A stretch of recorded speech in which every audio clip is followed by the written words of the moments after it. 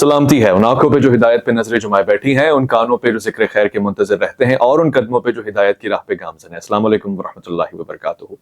پروردگار کا شکر اور درود لامحدود محبوب رب الودود راحت العاشقین مراد المشتاقین حضرت محمد مصطفیٰ، آپ کی آل پاک، آپ کے جانثار انصار اور اصحاب رضامند۔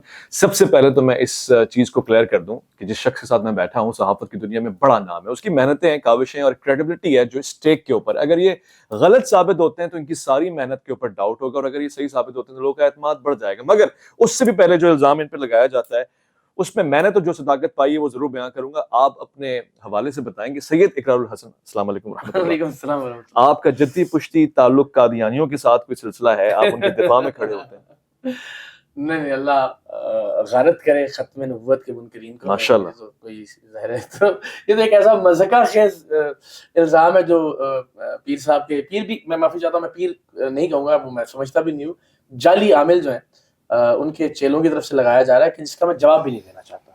میں نہیں سمجھتا کہ یہ اس قابل بھی ہے یہ الزام کہ اس کا جواب دیا جائے۔ یہ میں نے اس لیے پوچھا، میری ان سے کوئی انڈرسٹینڈنگ نہیں ہے، مگر یہ کہتا ہوں کہ یہ ختم نبوت کا مسئلہ نہیں ہے، یہ جنگ بھی اس کی نہیں ہے، تاکہ اس کو اس طرح سے لعنت بھیجتا ہوں ختم نبوت کے منکرین۔ بہت خوب، اگلی بات کی ہے ماشاءاللہ ماشاءاللہ۔ سید اقرار الحسن، آپ نے بے شمار لوگوں کو بے نقاب کیا ہے اور ان کے پاس جا کے کیا ہے۔ یہاں پہ پیر صاحب کے پاس آپ چلے جاتے، بے نقاب کرتے، بہت سے لوگوں کا کہنا ہے کہ اس کے لیے اتنا اہتمام کیوں کیا، ہائپ کیوں دی گئی ہے؟ دیکھیں ویسے وہاں جانے سے پیر صاحب بے نقاب نہ ہوتے، اچھا، کیونکہ یہ معاملہ تھوڑا سا مختلف یوں تھا کہ انہوں نے ذرا ڈرامہ زیادہ لگا رکھا ہے اپنے ارد گرد نا، تو وہاں جو ان کے مریدین تھے اور جو ان کے وہ لوگ تھے، اور وہ چونکہ پہلے ہم سے خائف ہیں، ایک اور ویڈیو بھی ہم نے کی تھی، وہ جو ایک خاتون تھی، ان کی آنکھ سے آنسو، خون کے آنسو نکلتے تھے، اور انہوں نے پھر یہ ڈرامہ کر کے اس سے ایک بیان دلوا دیا کہ وہ ٹھیک ہو گئی ہیں۔ پھر اس کے باوجود بھی وہ خاتون مختلف یوٹیوبرز کو انٹرویو دیتی رہی، پیسے اکٹھے کرتی رہی کہ جی میری بچی ٹھیک نہیں ہوئی، تو میں نے اس پر ایک سوال اٹھایا تھا۔ تو ان کی طرف سے دھمکیاں، قانونی کارروائی کی دھمکیاں، جان سے مار دینے کی دھمکیاں، اور وہ ان کے چیلوں کی طرف سے ملی تھیں۔ تو مجھے اس بات کا یقین تھا کہ جب میں وہاں جاؤں گا تو یہ بدمزگی پیدا کرنے کی کوشش کریں گے، بات نہیں ہو پائے گی، تو اس بدمزگی کے اندر یہ ثابت نہیں کر پاؤں گا میں کہ یہ کیا کیا فراڈ کرتے ہیں۔ تو میں نے یہ سوچا کہ میں پہلے بلڈ کروں اپنا مقدمہ پاکستان کے لوگوں کے سامنے، اور پھر اس کے بعد، یعنی جانے میں مجھے کوئی حرج نہیں ہے، اور انشاءاللہ جو آپ نے تاریخ طے کی ہے کوئی اور دوسرا کوئی تاریخ رکھتا ہے آپ کے علاوہ، میں تو دیکھیں میں نے اس پہ بھی کہ آپ تشریف لائیں، بسم اللہ، اس موضوع پہ تو میں ایک موقع نہیں دینا چاہتا اس انسان کو جو میرے نزدیک قتل کر رہا ہے لوگوں کو، جو فراڈ کر رہا ہے۔ اور سب سے بڑی بات یہ ہے کہ میں نے تو ابتدا میں ختم نبوت کے منکرین پر لعنت بھیج دی، لیکن میں ان لوگوں پر بھی لعنت بھیجتا ہوں کہ جو ختم نبوت کو استعمال کر رہے ہیں اپنے فراڈ اور جعل سازیوں کے لیے، اپنے شعبے بازیوں۔ صحیح فرمایا آپ نے، میں اس سے اتفاق کرتا ہوں۔ اگر ایسا ہے تو واقعی ملعون ہے وہ شخص جو اس نام کو استعمال کر رہے ہیں۔ مگر اقرار صاحب، آپ جانے کے لیے تیار ہیں، رضامند؟ بدمزگی تو ابھی بھی ہوگی، ہو سکتا ہے ہو، آپ اگر میں تو دیکھیں میں نے پہلے یہ سوچا تھا کہ میری ٹیم کے، میں معافی چاہتا ہوں ذرا جی جی، کہ ٹیم کے لوگوں کی ظاہر زندگی کا معاملہ ہے، اس میں ہمارے D S N G operators بھی ہوں گے، ہمارے کیمرہ مین بھی ہوں گے، آڈیو کے لوگ بھی ہوں گے سر۔ اب میں نے یہ سوچا ہے کہ اب میں ابھی اگر 14 تاریخ کو انہوں نے کہا ہے، باوجود اس کے کہ انہوں نے باقاعدہ دھمکی دی ہے کہ جناب جو محبت سے آئے گا وہ آئے، اور جو محبت سے نہیں ہے، بلکہ لگائیے گا کلپ، اس میں ان کا ساتھ میں آپ کو بھیجوا دوں گا انشاءاللہ تعالی اگلے بدھ کو، کیونکہ آپ جانتے ہیں جہاں بھی دنیا داری کی بات ہوتی ہے، دنیا داری کی چیزیں منائی جاتی ہیں، وہاں ہم تاجدار ختم نبوت کانفرنس رکھتے ہیں اگلے بدھ کو بھی انشاءاللہ تعالی، کیونکہ 14 فروری ہمارے ختم نبوت کانفرنس آستانہ عالیہ کلش سیدہ میں ہو، فقیروں کے دروازے کھلے رہتے ہیں، ہم کسی جگہ پر نہ تو کبھی چھپ کے بیٹھے ہیں، اب تو لاکھوں کے مجمع کے اندر ختم نبوت کی صدا بلند کرتے ہیں۔ اس لیے جب چاہو، جب چاہو، جب جی جائے، آؤ محبتیں لو، محبتیں دو اور چلے جاؤ۔ اس لیے جتنے بھی لوگ ہیں تاجدار ختم نبوت کے دیوانے، آپ ضرور ان ختم نبوت کانفرنسوں میں ضرور تشریف لائیں۔ دو چیزیں ملیں گی، ایک تو اس کے وسیلے سے اللہ بیماروں کو شفا دے گا، اور دوسرا سینے کے اندر عشق مصطفیٰ کی شمع جلے گی۔ باطل سے دبنے والے اے آسمان ہم سوار کر چکا ہے تو امتحان ہمارا، کہ اس کے علاوہ اگر کوئی آئے گا تو ہمارے ہاتھ میں تلوار ہے اس کے لیے۔ تو اس کے باوجود 14 کو اگر آپ سمجھتے ہیں کہ ہمیں جانا چاہیے، کیونکہ آپ نے تاریخ دی تھی، آپ کہیں کہ چلیں، میں آپ کے کیمرے پہ آن ریکارڈ کہتا ہوں کہ میں چلنے کے لیے تیار ہوں، اور میں نہیں لے کے جاتا کسی کو، میں مانگتا بھی نہیں ہوں آپ سے سیکیورٹی اور سیکیورٹی کی گارنٹی، میں لائیو اپنے فون سے کسی بھی دوسری ڈیوائس سے جو ہے وہ جاؤں گا، اور میں اور آپ ساتھ چلتے ہیں، بسم اللہ الرحمن الرحیم، میں تیار ہوں۔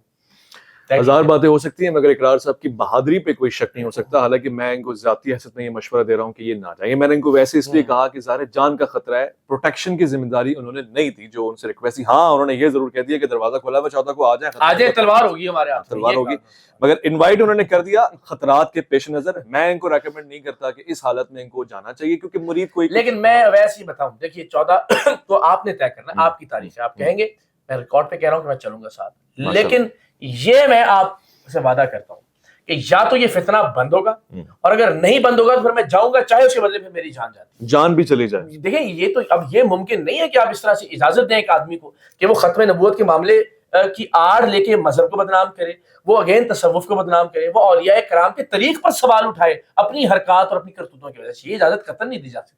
تو میں جاؤں گا, یہ طے ہے انشاءاللہ. اس کا یعنی ابھی آپ دیکھیے 14 کو انہوں نے کیا حرکت کی کہ جناب ختم نبوت کانفرنس رکھ لیے, اب ہم جاتے ہیں. تو اور یہ اس بات کا امکان ہے جناب دیکھیے جی ختم نبوت کانفرنس کو متاثر کرنے کے لیے جناب یہ لوگ آگے اور انہوں نے بدمزگی پیدا کی. تو اس میں بھی ہم جائیں گے, یا پہلے جائیں گے اس کے یا اس کے بعد جائیں گے, یہ میری آپ سے ریکویسٹ ہوگی 14 تاریخ کو, یعنی اس کانفرنس سے پہلے یا اس کانفرنس کے بعد. یہ بہت اچھا ہے کہ اس ڈیٹ سے آگے پیچھے ہو ڈیٹ والے دن بھی, لیکن اس کانفرنس سے پہلے اور بعد میں, کانفرنس کے بیچ میں نہیں. ہم کو ان کے مرید تھوڑی ہے کہ جا کے ان کا جو ہے نا وہ جھوٹوں پر مبنی ہم نے خطاب سننا ہے جس کے اندر تقے کی کوئی علمی گفتگو نہیں ہوتی, جس کے اندر کوئی یعنی ایک ایسا شخص جو قرآن کی آیات نہیں پڑھ سکتا, ایک ایسا شخص میں لے کے آؤں گا کہ انہوں نے کون کون سے مقدمات درج کروائے, اس کو ڈسکلوز نہیں کرتے ابھی. ان کی جائیدادیں جو ہیں وہ انشاءاللہ عزیز ہم شیئر کریں گے, پوچھیں گے. تو ابھی تو ہم انشاءاللہ ہر لیگل پلیٹ فارم سے, چاہے وہ چائلڈ پروٹیکشن بیورو ہے, چاہے وہ اس ملک کی عدالتیں ہیں, کہ جس طرح سے وہ بچوں کو مس یوز کر رہے ہیں وہاں پہ, ان کی آنکھوں سے زنجیریں نکال کے, اور وہ کون ذمہ دار ہے کہ خدا نہ خواستہ اس بچے کی آنکھ ضائع ہو جاتی ہے. یہ بھی پلیز کلیئر کرتے ہیں کہ آپ اس آڑ میں تصوف کو نشانہ تو نہیں بنا رہے, اولیاء اللہ کے. میں 1000 بار کہہ چکا ہوں, دیکھیں مجھے اس پہ وضاحت کرتے ہوئے شرمندگی ہوتی ہے کہ میرا تعلق ایک ایسے خانوادے اور ایک ایسے گھرانے سے ہے کہ جو نسل در نسل احترام کرتا ہے. تو ہم خانقاہوں سے جہاں سے دین کی حقیقی شریعت کی, حقیقی دین کی, حقیقی تصوف کی ترویج ہوتی ہے, ہماری سر آنکھوں پہ ہیں وہ تمام خانقاہیں, وہ تمام درگاہیں, اور انہی کی تو حرمت کا مسئلہ ہے یہ. یعنی یہ کمال نہیں ہے کہ آپ لوگ یہ کہ او یار اے ہوں دیجئے پیری مردی ہو جناب, یہ تو فراڈ ہوتا ہے, اس کا مطلب ہے. تو وہ تو جتنا خود کو مارکیٹ کر رہے ہیں سوشل میڈیا اور باقی پلیٹ فارم کے تھرو, وہ تو نقصان پہنچا رہے ہیں. تو میں تو بار بار درخواست بھی کر چکا ہوں, اور میری توقع بھی یہ ہے کہ جو اولیاء کے جانشین ہیں اس ملک کے اندر, ان کو آگے آنا چاہیے. اگر اپنی اپنی مصلحتوں کا شکار ہے تو ٹھیک ہے, مبارک ہو ان کی مصلحتیں, لیکن ہم انشاءاللہ اپنا کردار ادا کریں گے. اچھا, سید اقرار الحسن کا موقف بھی آپ کے سامنے آ گیا. انہوں نے کہا کہ جی ہم تو اصل میں اولیاء کرام کے خلاف نہیں, مگر وہ جو اولیاء کے لبادے میں ہیں ان کے خیال سے اس کا پردہ چاہتے ہیں. لبادے کے قابل بھی نہیں ہے. یعنی اولیاء کون سی ایک ایسی, میں آپ تشریف لے گئے تھے نا وہاں پہ, آپ بتا دیجیے کہ اللہ کے ولیوں والی کیا چیز آپ نے دیکھی ہے؟ میں نے کھانا کھلانا اور لنگر دیکھا. وہ اپنی جیب سے دیتے ہیں, وہ یہ بیچارے غریب مسکین جو کینسر کے مارے ہوئے ہیں, جن کے ڈائلسس رکوا کے ان کو موت کے منہ تک یہ آدمی لے جاتا ہے, ان سے بیچاروں سے کہ 4 دیگیں دینی ہے آپ نے, 6 دیگیں, ریکارڈ موجود ہے اس کا. وہ بتائیں نا کہ اپنے کون سے ان کے جاگیر ہے کہ جس میں سے وہ دے رہے ہیں. لوگوں بیچاروں کو لوٹ کے اس میں سے اگر آپ کو دال روٹی دے دیتے ہیں وہاں آنے والے لوگوں کو, انہی کے پیسوں میں سے, وہ آپ احسان جتائیں گے اس کا لوگوں پر. اور آپ فرما رہے ہیں کہ وہ جو شعبدے بازی ہے, آنکھ وغیرہ سے نکالنا, یہ سب کر سکتے ہیں, کوئی کرامت نہیں ہے. میں آپ کے ساتھ کر دیتا ہوں, میرے ساتھ. اب کوئی زنجیر لے آتے ہو, ابھی 1 منٹ لگے گا. اللہ اکبر. یعنی اس کا جواب دینا کہ چلیں جی میں یہ دعویٰ کرتا ہوں, اگلی ویڈیو بنا لیتے ہیں, انتظام کر لیتے ہیں, میں آپ کی آنکھ سے چین نکال لیتا ہوں, لاہور تشریف لے آئیے. اللہ اکبر. یہ آپ پھر مجھے اس کے بعد بتائیے گا کہ آپ کا کوئی جن تھا جس نے اس کے اندر ڈال دیا, وہ میں ہی تھا جس نے آپ کی آنکھ میں زنجیر ڈالی بھی اور نکال بھی دی. پیر سید اقرار الحسن کا دعویٰ ہے. اب دیکھیں یہ والی پھونک زیادہ اثر کرتی ہے یا وہ والی, مگر اقرار صاحب اب یہ ساری صورتحال آپ کے سامنے ہے. وہ لوگ جو آپ سے بڑی توقعات رکھتے ہیں, آپ نے ہمیشہ کریڈیبلٹی والا کام کیا ہے, ان تمام پیش خطرات اور جو چیزیں آپ کے سامنے ہے کہ آپ یہاں آئے تو صدیق والی تلوار بھی ان کے پاس ہے, چلیں اس ڈیٹ کو نہیں آپ, لیکن الٹیمیٹلی وہاں جا کے دم لیں گے یا کوئی معاملہ لین دین کر سکتے ہیں؟ نہیں, کیونکہ میں نے سنا ہے کہ لین دین بھی کر لیتے ہیں آپ. ہاں یہ دیکھیں نا, انہوں نے تو بڑے الزام, میں تو اس کیس میں ثابت ہو جائے گا نا انشاءاللہ اللہ تعالیٰ. اب میں نے کہا اس کے علاوہ کوئی آپشن نہیں ہے کہ یا وہ آستانہ بند ہوگا یا میری جان جائے گی. یہ آپ اس کو ریکارڈ کر لیجئے, اور یہ ایک سید زادے کا بات ہے. اللہ اکبر, یہ بہت بڑی سٹیٹمنٹ ہے, میں سمجھتا ہوں مذاق بات نہیں ہے.